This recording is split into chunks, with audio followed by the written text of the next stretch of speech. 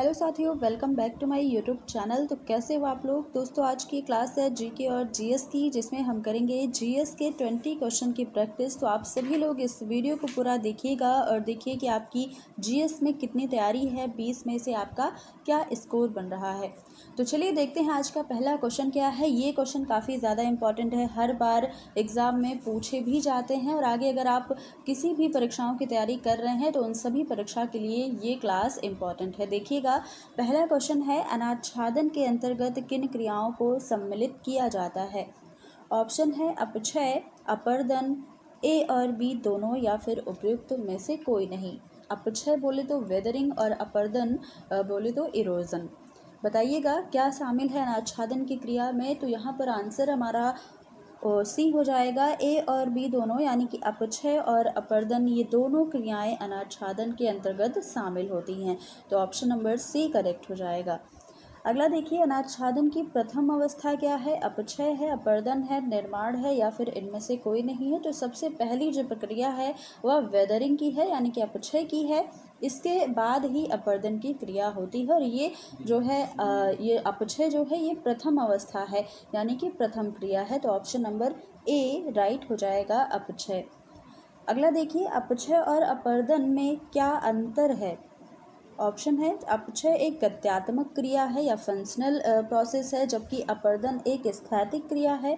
अपक्षय एक स्थैतिक क्रिया है जबकि अपर्दन एक गत्यात्मक क्रिया है। अपक्षय और अपर्दन दोनों में कोई अंतर नहीं है या इनमें से कोई भी ऑप्शन सही नहीं है। बताइएगा वेदरिंग और इरोजन में क्या डिफरेंस है, ये आपको बताना है। तो दोस्तों देखिए, यहाँ पर हमारा ऑप्शन नंबर बी राइट हो जाएगा। अपक्षय क्या है, एक स्थैतिक क्रिया है जबकि अपर्दन एक गत्यात्मक क्रिया होती है। तो option number B right answer हो जाएगा। अगला क्वेश्चन है, अपक्षय किससे कहते हैं। चट्टानों के अगले स्थान पर अपने स्थान पर टूटने की क्रिया को, चट्टानों के निर्माण की क्रिया को, या चट्टानों के परिवहन की क्रिया, या उपर्युक्त सभी। अपक्षय किसे कहा जाता है। चट्टानों के अपने ही स्थान पर टूटने फूटने की जो क्रिया होती है उसे ही अपक्षय कहा जाता है, यानी कि उसे ही वेदरिंग कहा जाता है। तो ऑप्शन नंबर ए राइट हो जाएगा। ये हमारा करेक्ट आंसर है, ऑप्शन नंबर ए। अगला है, विघटन का कारण क्या है। विघटन का क्या कारण है। ताप है, वर्षा का जल है, पाला है या फिर उपर्युक्त सभी है। जो भौतिक क्रियाएं होती हैं जैसे कि ताप हो गया, वर्षा का जल, पाला, ओलावृष्टि, ये सारी चीज़ें, इनके द्वारा चट्टानों के ढीले पड़ने को हम विघटन कहते हैं। तो ऑप्शन नंबर हमारा कौन सा राइट हो जाएगा, डी राइट हो जाएगा। ये सारी चीज़ें विघटन का कारण है, वर्षा का जल हो या फिर ताप हो या फिर पाला हो। तो ऑप्शन डी करेक्ट आंसर हो जाएगा। अगला है, वियोजन का क्या कारण है। घोलीकरण है, कार्बोनीकरण, ऑक्सीकरण या फिर उपर्युक्त सभी। वियोजन का कारण क्या है, आंसर करना है आपको। देखिए, रासायनिक क्रियाएं जैसे जल के घोलीकरण, कार्बोनीकरण या ऑक्सीकरण, ये सारी चीज़ें चट्टानों के कमज़ोर होने और ढीले पड़ने को ही वियोजन कहा जाता है। और आपने देखा, जो भौतिक क्रियाएं होती हैं उनके द्वारा, जैसे ताप, वर्षा का जल, उनके द्वारा चट्टान ढीली पड़ती है, उसके हम विघटन कहते हैं। और जो रासायनिक क्रिया होती हैं उसके कारण अगर चट्टानें ढीली पड़ती हैं तो उसे वियोजन की क्रिया कहा जाता है। तो आंसर ऑप्शन नंबर डी हो जाएगा। अगला है, अपक्षय कितने प्रकार का होता है। भौतिक, जैविक, रासायनिक या उपर्युक्त सभी। तो अपक्षय मुख्यतः 3 प्रकार का होता है, भौतिक भी, रासायनिक और जैविक, ये तीनों प्रकार का होता है। तो ऑप्शन नंबर डी उपर्युक्त सभी राइट हो जाएगा। अगला है, निम्न में से कौन भौतिक अपक्षय का कारण है। सूर्यातप के कारण चट्टानों में फैलाव, या कम तापमान के कारण चट्टानों में सिकुड़न, ए और बी दोनों, या चट्टानों के मूलभूत गुणों में परिवर्तन। भौतिक क्या पूछा है, भौतिक अपक्षय का कारण क्या है। चट्टानें जो हैं वो दिन में सूर्य के तापमान में गर्म होकर फैल जाती हैं और रात के समय तापमान कम होने के कारण वह सिकुड़ जाती हैं। तो इस प्रकार चट्टानों के बार बार फैलने और सिकुड़ने से वे धीरे धीरे कमज़ोर पड़ने लगती हैं और टूट जाती हैं। तो इसे ही हम भौतिक अपक्षय कहते हैं। तो यानी कि ऑप्शन नंबर सी राइट हो जाएगा, ए और बी दोनों। अगला देखिए, रासायनिक अपक्षय किसे कहते हैं? चट्टानों के रासायनिक गुणों में परिवर्तन या पानी के कारण चट्टानों के सम्मिश्रण में परिवर्तन, चट्टानों का रासायनिक बंधन ढीला पड़ना या उपर्युक्त सभी। चट्टानों में अनेक प्रकार के खनिजों का सम्मिश्रण पाया जाता है। पानी के संपर्क में इन तत्वों में परिवर्तन होता रहता है और इसी परिवर्तन से चट्टान के जो बंधन है वो ढीले पड़ जाते हैं और रासायनिक प्रक्रिया से चट्टानें टूटने लगती हैं। तो इसी क्रिया को हम रासायनिक अपक्षय कहते हैं, यानी कि ऑप्शन नंबर डी इसमें बिल्कुल राइट हो जाएगा। अगला देखिए, जैविक अपक्षय का क्या कारण है? मानवीय क्रियाओं के द्वारा चट्टानों का कमजोर होना या जीव जंतु के द्वारा चट्टानों का कमजोर होना, वनस्पतियों द्वारा चट्टानों का कमजोर होना या उपर्युक्त सभी। देखिएगा हमारा कौन सा ऑप्शन करेक्ट हो जाएगा।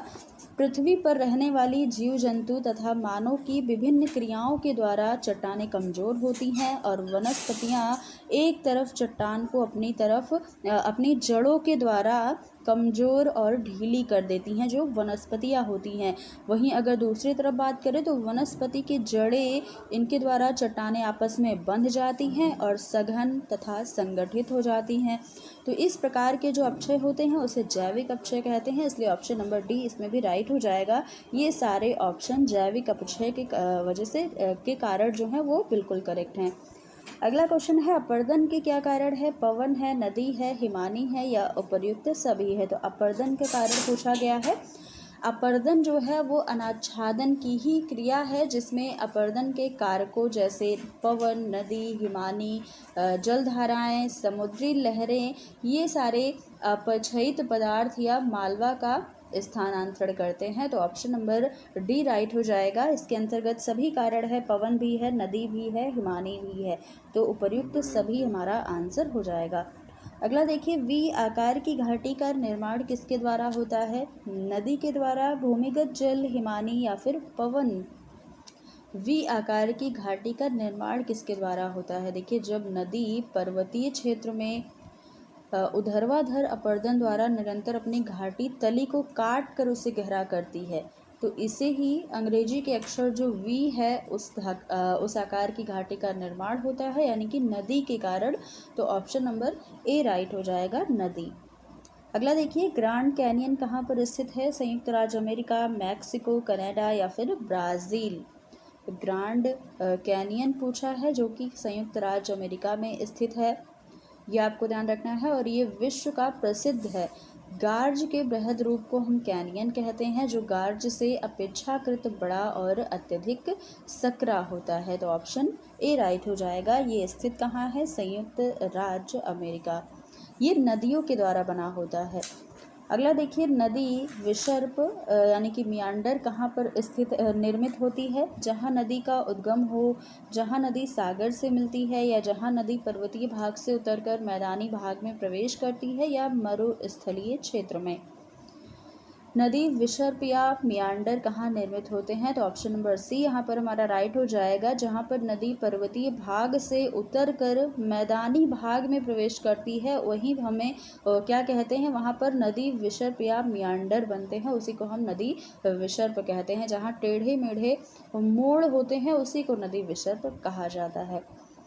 अगला देखिए, डेल्टा का निर्माण कहाँ होता है? नदी के उद्गम क्षेत्र में, पठारी क्षेत्र में, उत्तरी मैदानी क्षेत्र में, या नदी के सागर में मिलने से ठीक पहले डेल्टा का निर्माण होता है।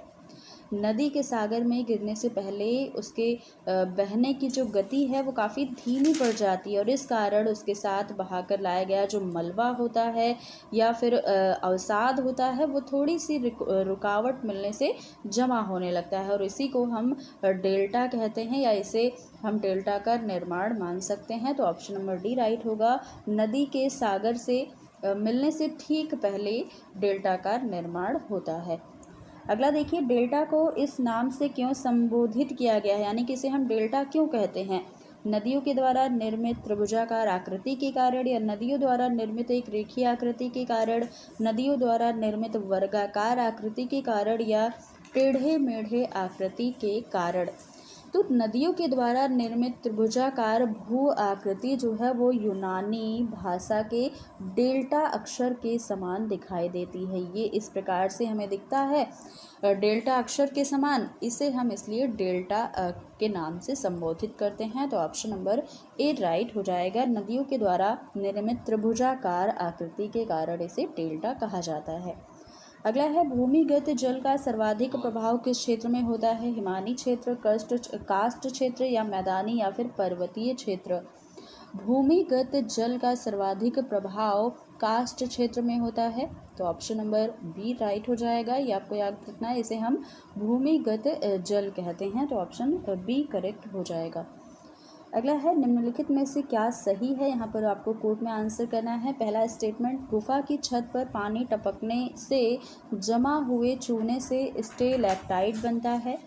दूसरा है स्टेलैग्माइट गुफा की सतह पर चूने से निर्मित खंभे जैसे आकार हैं जिसका आधार चौड़ा एवं ऊपरी भाग पतला होता है। तो ऑप्शन नंबर जो ए है ये सही है, या बी, या फिर दोनों, या फिर ना तो ए और ना तो बी सही है। देखिए, पहाड़ी के नीचे बनने वाली जो सुरंग की छत है वहाँ पर पानी टपकने से चूना जमा हो जाता है, हम स्टेलैक्टाइट कहते हैं। यानी कि पहला हमारा स्टेटमेंट तो बिल्कुल करेक्ट है। दूसरा दिया गया है स्टेलैक्टाइट के द्वारा तो गुफा की सतह पर एक खंभे जैसा आकार होता है जिसका नीचे का आधार चौड़ा और ऊपर का भाग पतला होता है, इसे हम स्टेलैग्माइट कहते हैं। तो दोनों ही स्टेटमेंट बिल्कुल करेक्ट हैं, यानी कि ऑप्शन नंबर सी राइट हो जाना है, ए और बी दोनों।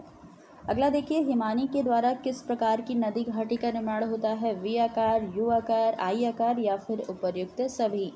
तो वी आकार का जो निर्माण होता है, वी आकार की घाटी, इसका तो आपने पहले ही देखा, जो कि कैसे बनती है, नदी के द्वारा निर्माण होता है। तो वी यानी कि ऑप्शन नंबर ए हमारा नहीं होगा, ये तो हमने काट दिया। अब बताइए ऑप्शन बी होगा या फिर सी होगा, क्योंकि डी भी नहीं हो सकता। जब ए कट गया तो उपर्युक्त सभी कैसे हो जाएगा?